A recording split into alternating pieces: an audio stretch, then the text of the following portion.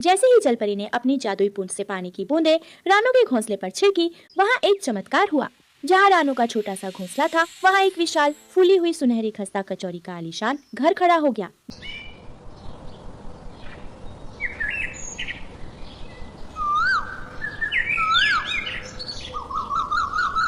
यह कहानी है हरियावन जंगल की, जहाँ कभी हर तरफ हरियाली और खुशहाली थी। पेड़ों पर मीठे फल लदे रहते थे और तालाबों का पानी कभी नहीं सूखता था और पक्षियों की चहचहाहट जंगल को जीवंत बनाए रखती थी।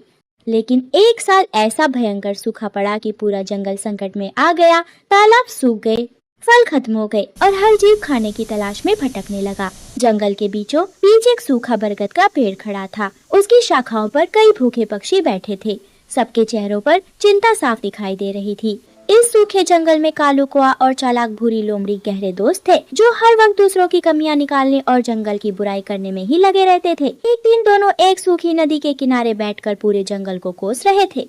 थू है ऐसे जंगल पर। 3 दिन से पूरा इलाका छान मारा, पर पेट पूजा के लिए एक सूखा दाना तक नहीं मिला। अगर यही हाल रहा तो हम सब यहीं ढेर हो जाएंगे। तुम ठीक कह रहे हो कालू भाई, ये जंगल तो अब रहने लायक ही नहीं बचा। यहाँ के पेड़ पौधे और नदियाँ सब बेकार हो चुके हैं। इस बंजर जगह पर रहने से तो अच्छा है कि बंदा कहीं और चला जाए। कालू, लोमड़ी बेटा, जिस जंगल ने तुम्हें जन्म दिया, मुसीबत आने पर उसकी इस तरह बुराई करना ठीक नहीं। सब्र रखो, संकट के समय ही सच्चे धर्म की परीक्षा होती है। बूढ़े कबूतर की बातों का उन दोनों पर जरा भी असर नहीं हुआ। तभी दूर आसमान से एक थका हारा मिट्ठू तोता उड़ता हुआ वहाँ पहुँचा। भाइयों, क्या यहाँ कहीं जरा सा भी दाना पानी मिलेगा? मैं कई जंगल पार करके आया हूँ। मेरी छोटी बेटी घर पर भूख से तड़प रही होगी। अरे ओ तोते, गलत पते पर आ गए हो। यहाँ हम खुद अपनी आखिरी घड़ियाँ गिन रहे हैं। हमारे पास तुम्हें देने के लिए कुछ नहीं है। चुपचाप आगे बढ़ो। तो क्या सच में कोई उम्मीद नहीं बची? क्या मेरे मासूम परिवार को भी इस बंजर जंगल की तरह भूखा ही मरना पड़ेगा? मिट्ठू की आंखों में आंसू देखकर वहाँ बैठी रानू चिड़िया का दिल भर आया। वह पानी की तलाश में सूखी नदी की तरफ उड़ी। तभी उसे नदी के बीचों बीच कीचड़ और पत्थरों के बीच एक तड़पती हुई खूबसूरत जलपरी दिखाई दी। कोई है? बचाओ! इस सूखी नदी ने मेरी सारी शक्तियाँ छीन ली है। अगर मुझे थोड़ी देर और पानी नहीं मिला तो मैं अपने प्राण त्याग दूंगी। अरे, आप तो नील नदी की जलपरी हैं। आप घबराइए मत, मैं अभी आपके लिए कहीं से पानी लेकर आती हूँ। रानू चिड़िया बिना सोचे समझे उड़ गई। उसने पूरे जंगल में ढूंढा और एक ऊंचे पहाड़ की दरार में छुपा थोड़ा सा साफ पानी अपनी छोटी सी चोंच में भरा। वह बार बार उड़कर जाती और चोंच में पानी लाकर जलपरी के चेहरे और पंखों पर छिड़कती। रानू की मेहनत से जलपरी को होश आ जाता है। रानो चिड़िया, तुम खुद भूख प्यास से व्याकुल हो, फिर भी तुमने अपनी परवाह किए बिना मेरी जान बचाई। तुम्हारी इस भलाई से मेरी जादुई शक्तियाँ वापस आ गई है। बताओ, तुम्हें क्या चाहिए? जलपरी जी, मुझे अपने लिए कुछ नहीं चाहिए, बस इस जंगल के मासूम बच्चों और भूखे पक्षियों के पेट भर जाएं। आप ऐसा कुछ कर दीजिए। तुम्हारी दयालुता अद्भुत है। मैं तुम्हें ये जादुई कचौरी का घर वरदान में देती हूँ। जब तक तुम इसका भोजन सबके साथ मिल बांट कर खाओगी, ये खजाना कभी खत्म नहीं होगा। जैसे ही जलपरी ने अपनी जादुई पूंछ से पानी की बूंदें रानू के घोंसले पर छिड़की, वहाँ एक चमत्कार हुआ।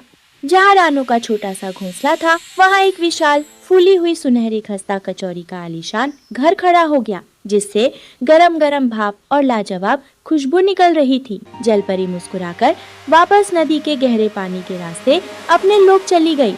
अरे बाप रे, इतनी बड़ी और सुनहरी कचौरी!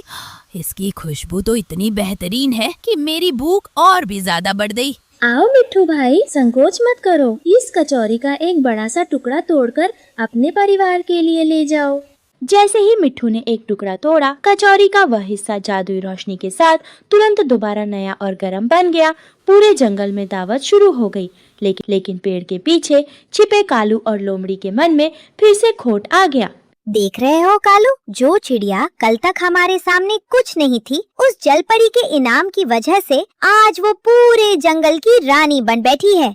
तुमने तो मेरे दिल की बात कह दी लोमड़ी। सुना है इस तारे में जल परी का पूरा जादू छिपा है। आज रात हम दोनों मिलकर उसे उखाड़ ले जाएंगे। रात के सन्नाटे में जब पूरा जंगल सो रहा था, कालू कौआ कचौरी की छत पर चढ़ गया और अपनी चोंच से उसकी सुनहरी परत को जोर जोर से कुरेदने लगा, जबकि लोमड़ी नीचे खड़े होकर रखवाली कर रही थी।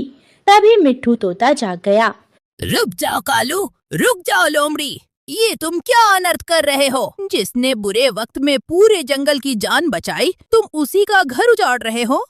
ए तो दे, चुपचाप अपनी चोंच बंद रख और एक कोने में पड़ा रह। आज से इस जादुई स्वाद और ताकत पर सिर्फ मेरा और कालू का राज होगा। कालू भाई, लोमड़ी बहन, ऐसा मत करो। जलपरी ने साफ कहा था कि लालच का हाथ छूते ही यह जादू हमेशा के लिए खत्म हो जाएगा। लेकिन लालच में अंधे हो चुके कालू ने रानो की बात अनसुनी कर दी और एक जोरदार झटका देकर कचौरी की मुख्य परत के ऊपर जो सुनहरा तारा था उसे तोड़ दिया। तभी अचानक आसमान में काली बिजली कड़की, धरती कांप उठी और पल भर में वह सुंदर महकता हुआ कचौरी का घर एक ठंडे कठोर काले पत्थर में बदल गया।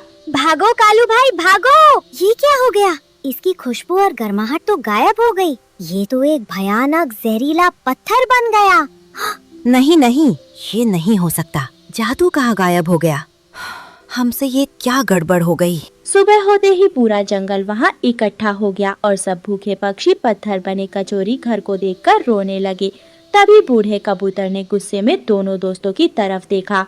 कालू, लोमड़ी, तुम दोनों हमेशा इस जंगल की बुराई करते थे और आज अपने लालच से तुम दोनों ने हम सबको फिर से मौत के मुंह में धकेल दिया। हे जलपरी जी, सजा देनी है तो मुझे दो, पर मेरे इन भूखे भाई बहनों को मत तड़पाओ। इस पत्थर को फिर से भोजन बना दो, भले ही मेरा घर हमेशा के लिए छीन लो।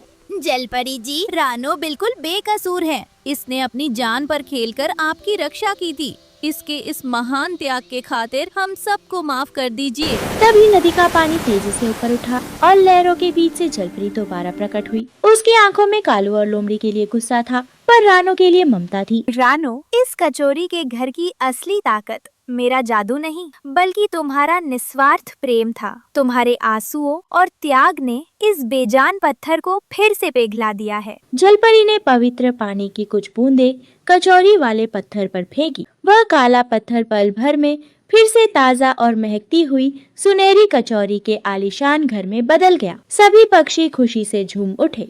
रानो बहन, मुझे माफ कर दो। लालच में मैं अंधा हो गया था। आज मुझे समझ आ गया कि दूसरों की खुशी छीनकर कोई बड़ा नहीं बन सकता। हम हमेशा इस जंगल को कोसते थे, पर इस जंगल के लोगों का दिल कितना बड़ा है ये आज समझ आया। हमें माफ कर दो, हम बदल जाएंगे। सुबह का भूला अगर शाम को घर लौट आए तो उसे भूला नहीं कहते। आओ, अब पुरानी बातें भूलकर सब मिलकर खाएंगे। उस दिन के बाद से कालू और लोमड़ी ने जंगल की बुराई करना हमेशा के लिए छोड़ दिया और वे दोनों इस जादुई घर के वफादार रखवाले बन गए। वह जादुई कचौरी का घर हमेशा अमर रहा, क्योंकि सबने यह सीख लिया था कि लालच हमेशा बनी बनाई खुशियों को पत्थर बना देता है, जबकि प्रेम और मिल बांटकर खाने की आदत पत्थरों में भी जादू फूंक देती है।